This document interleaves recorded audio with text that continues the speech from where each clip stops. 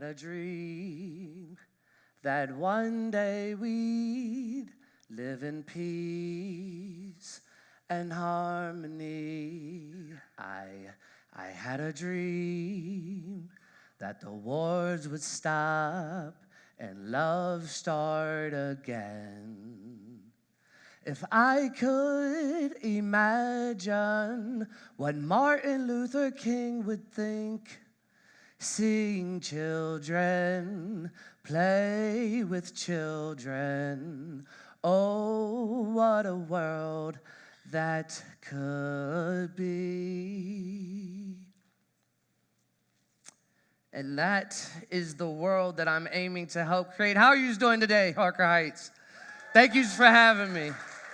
I am absolutely humbled to be up here before you. I think I had heard somebody earlier say they wish they had a theme song come on and play when they came up. That was my theme song right there a little bit, just a little bit, right?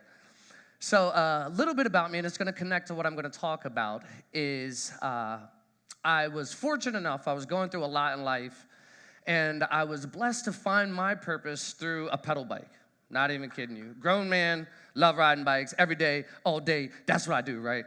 So we had launched a ride in our city. There's a lot of gun violence where I'm from. And we did the first ever Ride Against Violence, Pedal for Peace. And this was right in 2017, right around the time that the club in Orlando had got shot up and the church got shot up in Texas.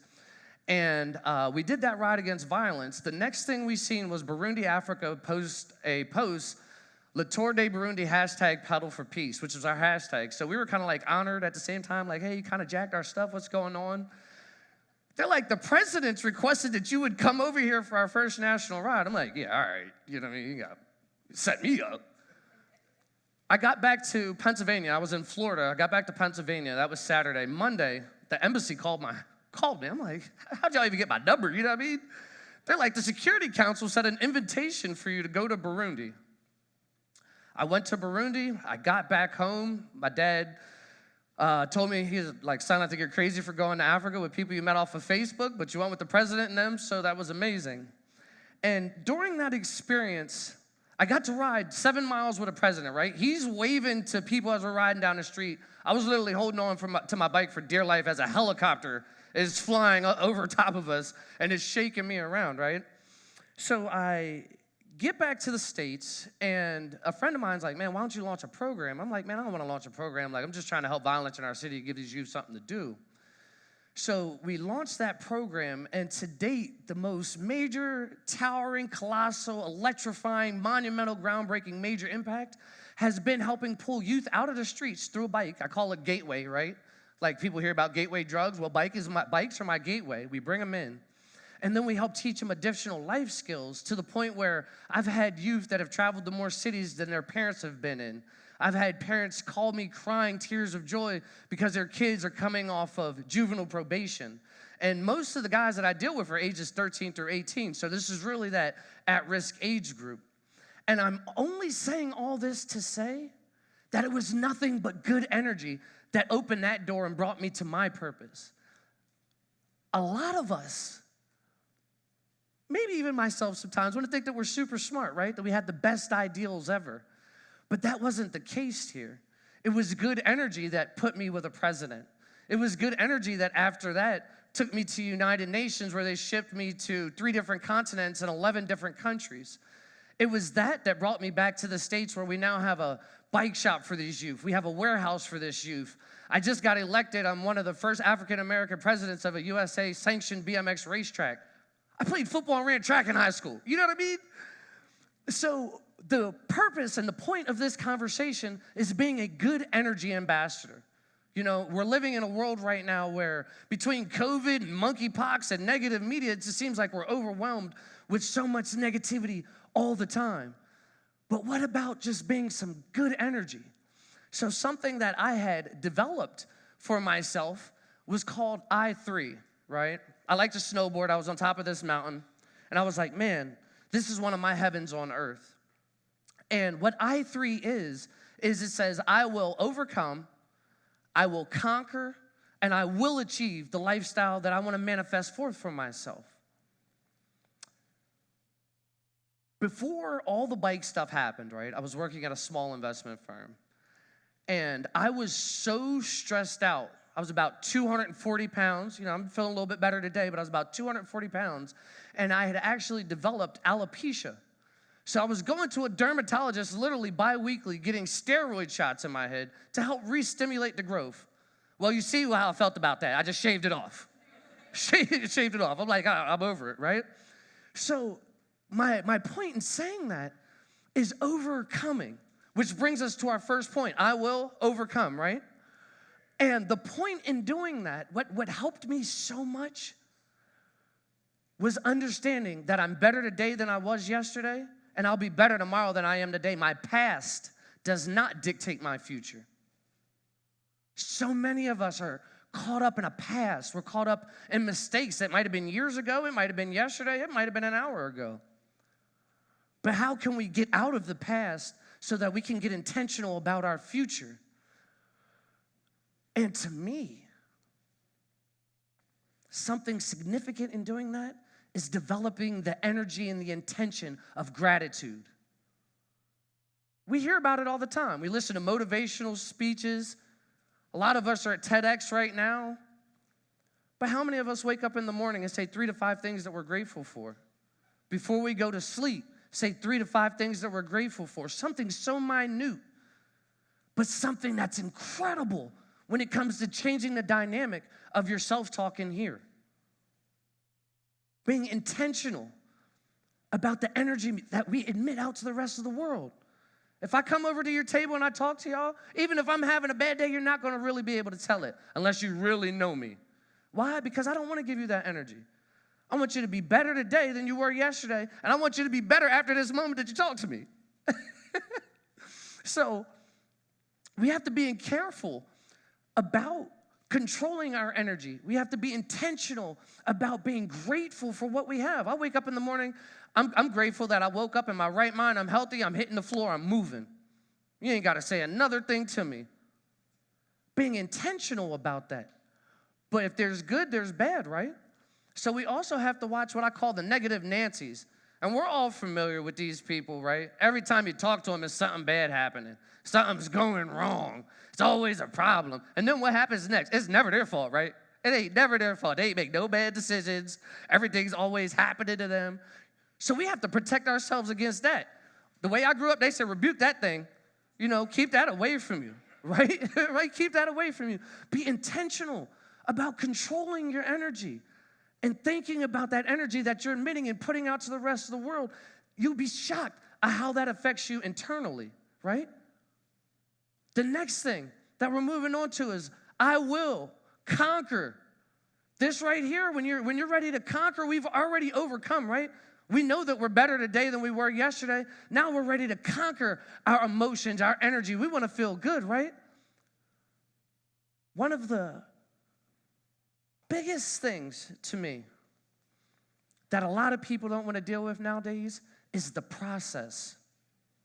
And think about a diamond, right? We hear this analogy all the time about how a diamond is forged under pressure for years, and out comes this beautiful gem. Life is that process. Every great thing comes with great sacrifice. So when you're ready to take this thing on, and I've overcome, I'm better today than I was yesterday. Now I'm ready to conquer my state. I'm ready to conquer my energy so that I can conquer my life.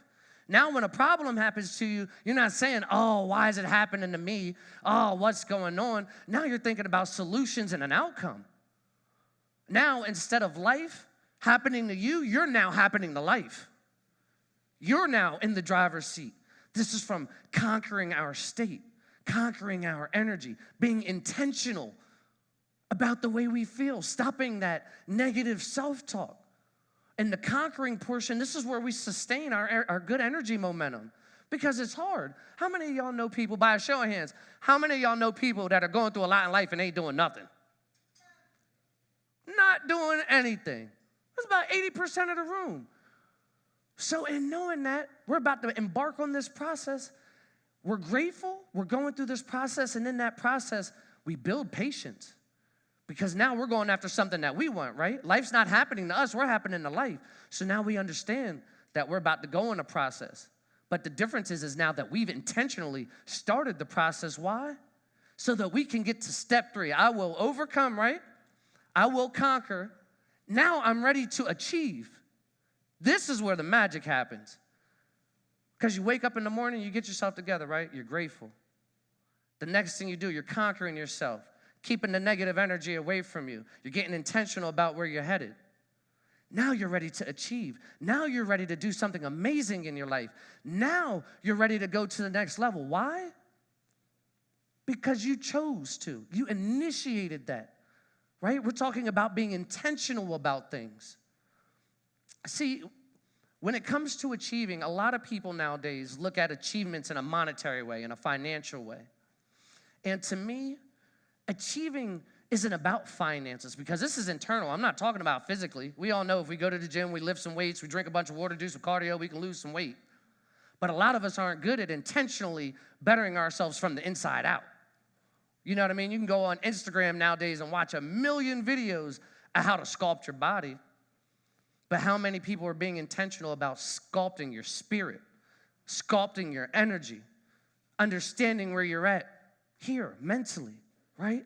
So when we get to that point, we've overcome, we've conquered, we've put calluses on our emotions, on our spirit, on our energy, because we're overcoming things. And every time you get back up, you're better. Every time you get back up, you're stronger. Now, when it comes to achieving, what I like to say is to tell me that you're a success, you're experiencing life. And if you love the life you're experiencing, then you're a success. The world is yours at that point. You can do anything that the mind, I read a quote by Napoleon Hill one time. He said, whatever the mind of man conceives and believes it can achieve. The only way to be able to conceive and achieve something is to get your energy in alignment, to get your spirit in alignment. Because when you're out of alignment, you can't get things right. It doesn't feel like anything's happening in its motion. But once you get your energy together and you're practicing that spirit of gratitude, I swear to goodness, the next time somebody starts to argue with you or bring something negative to you, hit them with 5 things you're grateful for. It's hard to be grateful and mad at the same time. It's hard to be grateful and depressed at the same time. It don't work. Like, oh, I'm grateful for, like I said, I wake up in the morning, I'm grateful for waking up today. I'm grateful for my son. I'm grateful for my life. I look at, if the sun's out, I'm one of them people. If the sun's out, I feel amazing. If it's rainy, I got to say like 10 things I'm grateful for, right? But it's saying that moving with that intention of being grateful and conquering yourself, your atmosphere, that's where the magic happens. Think about it. A lot of us, even the young lady that was speaking earlier, and she had to take the semester off for school to get her PhD. There's things that happen in life. I told my son, we have magic.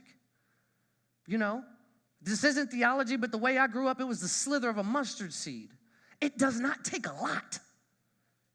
We're talking about 3 to 5 things that you're grateful for. That's not a lot. All you're doing is saying that, but sometimes you have to have the energy just to be grateful. Am I lying? Sometimes you have to have the energy just to be grateful. Sometimes your day might have been so messed up, or your night might have been so messed up the night before that when you wake up in the morning, you don't even feel like saying 3 things that you're grateful for. Sometimes we have to have the energy to be grateful. But when you do overcome, when you do conquer, when you do achieve, the world unlocks in such a crazy way. A small example that I could use is one of the youth that I deal with, a young man named Tyreek. He said, Coach, at the beginning of the season, he said, I want to win one of my BMX races this year. I want to get a first place in one of my races. And, all my guys on the team and in the program, they started joking with him. The kids say it's a worm. He's a worm. He doesn't want to train hard. He rides slow. So we started talking to him like, bro, you can really do this. He said, well, Coach, I don't know if I can get a first. Those guys are really good. First thing we had to do was overcome that negative mindset. The second thing we had to do is we had to conquer our disciplines. Ye without disciplines like a city with no wall. So if you intend to be great at something, you have to be intentional about establishing good habits. This young man started training. He started pedaling hard. His goal was to achieve one race. He won that one race. Then he won his second. He just won his 10th race and ranked up to intermediate in USA BMX. He cried. He bawled. We handed him a certificate at the track, bawling. His teammates running up, Tyreek, what's wrong? He said, I never would have imagined that I would have ranked up this season. He said, I just wanted to win one race. And my point in saying that is that when you align yourself and align your energy, the world is yours, man. Overcome, conquer, and achieve. Thank yous.